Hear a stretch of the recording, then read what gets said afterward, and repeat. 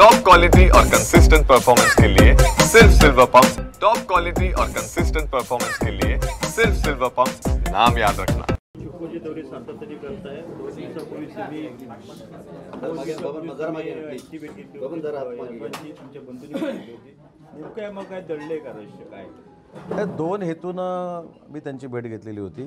याची कल्पना मी आमचे नेते सदानंद चव्हाण साहेबांना पण दिलेली आहे, आमच्या सगळ्या मंडळींना दिलेली आहे। एक म्हणजे प्रशांत यादवांसारखा एक मराठी उद्योजक ज्यावेळी एक अभिनव उपक्रम राबवतो स्वतःच्या ताकदीवर मिल्क प्रोडक्टचा, तर त्यांना प्रशासकीय स्तरावर जे काही सहकार्य करायचं आहे राजकारण विरहित ते करण्यासाठी मी तिथे गेलो होतो, कारण त्या प्लांटचं उद्घाटन मी स्वतः केलेलं आहे। हा एक मुद्दा होता। आणि दुसरा मुद्दा जाहीरपणाने मी त्यांना सांगून आलो की भविष्यामध्ये जर तुम्ही कुठच्या पक्षाचा विचार करणार असाल तर माननीय एकनाथ शिंदे साहेबांचं नेतृत्व आपण स्वीकारावं अशी देखील विनंती करून आलो।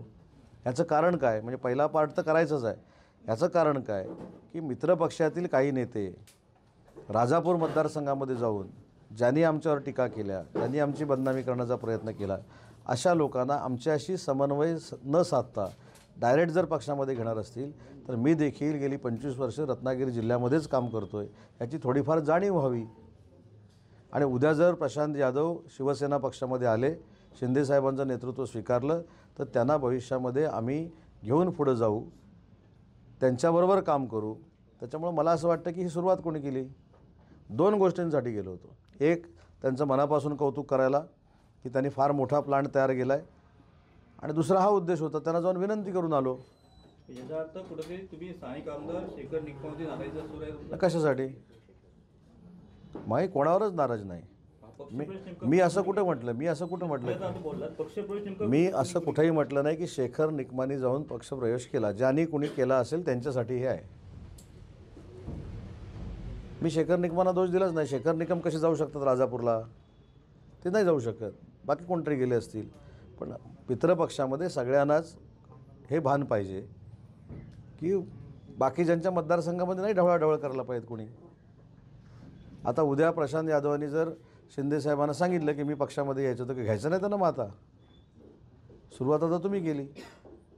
बरं, कोणाला पक्षात जर घ्यायचं असेल तर आपण सगळ्यांनी एकत्र बसून चर्चा केली पाहिजे, कारण ज्या काही गोष्टी खटकल्या होत्या त्याचे तुम्हाला माहिती आहे, तुमच्याकडे पण असतील, फेसबुकवरचे गोष्टी असतील, सोशल मीडियावरच्या, म्हणजे किती हीन पातळीला जाऊन टीका करण्याची पद्धत होती ते आपण सगळ्यांनी बघितले। अशा लोकांना घेताना तर आमच्याशी चर्चा, अजित यशवंतराव हे माझे देखील चांगले मित्र आहेत, भावनेच्या भरामध्ये ज्या काही गोष्टी त्यांच्याकडनं झाल्या असतील, पण काही सिस्टीम असते ना, ती सिस्टीम तर मी पाळली नाही, मग आता आम्ही का पाळायची?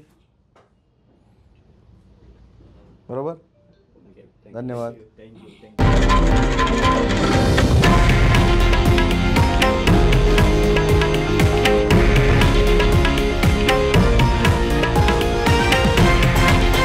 हे आहे देशातील नंबर 1 न्यूज नेटवर्क आणि आपण पाहत आहात TV9 मराठी, एकमेव।